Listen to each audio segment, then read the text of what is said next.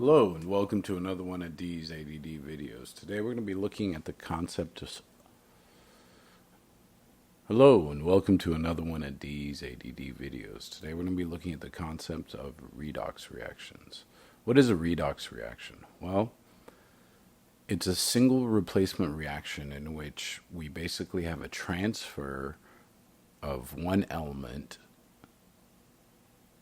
into a compound and the other element out of a compound. So in this case, silver will be in solution with some sort of anion. And when the single replacement reaction takes place, I'll talk about that here in a second, we actually see the silver coming out of the solution, becoming a solid and being displaced by the calcium. Calcium comes in and goes in the solution, whereas the silver precipitates out, becomes a solid. Okay. We'll discuss how this is possible, how to predict whether or not this will occur, and what the concepts behind a redox reaction. First things first, what is a redox reaction? A redox reaction is a shorthand notation or term for oxidation reduction reactions, and basically these are a general class of reactions that involve a transfer of electrons from one substance to another. So oxidation and reduction always must occur together. Let's look at each individual process. Reduction is the process of gaining electrons. So if we're looking at this is the half reaction of the redox reaction I showed you earlier. Okay, so you can see silver gained electrons. We're just looking at the silver. So this silver gained electrons, so it undergoes reduction. Now the reducing agent is the thing that supplied this electron for the silver to accept. In this case, it's the calcium.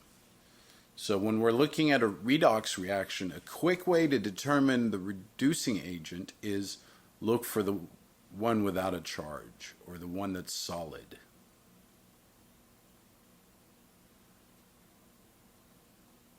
Some people use the opposite rule, thinking in the form of agents, double agents do the opposite of what the actual process does. So if reduction is the gain of electrons, a reducing agent must lose electrons.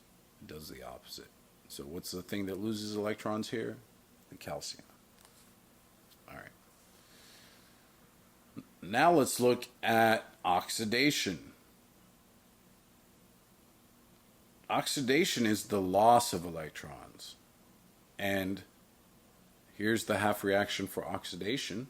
And you can see this calcium lost electrons.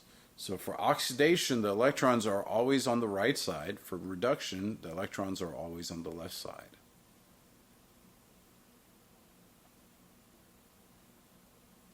Once we get these half reactions, what we will do is multiply both equations, or one equation, or no equations, by a number, just to make their electrons the same on either side, so that when you add them,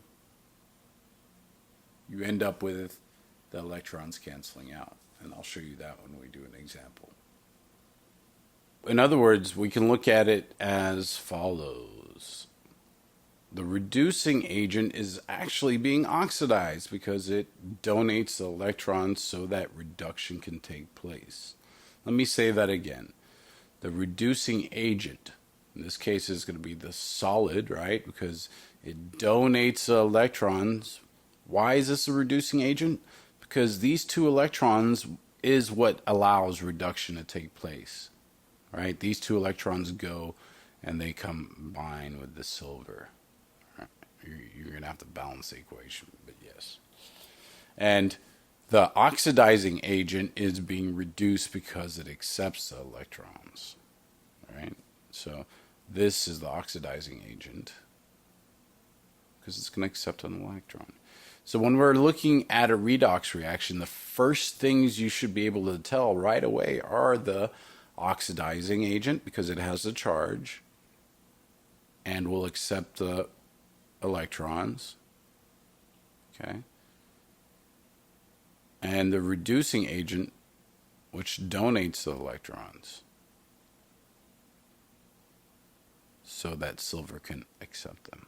So again, solid is going to be reducing, charge, cation, charge plus charge is going to be oxidizing agent. I hope I've clarified any doubts that you might have over oxidation reduction reactions, collectively termed redox reactions.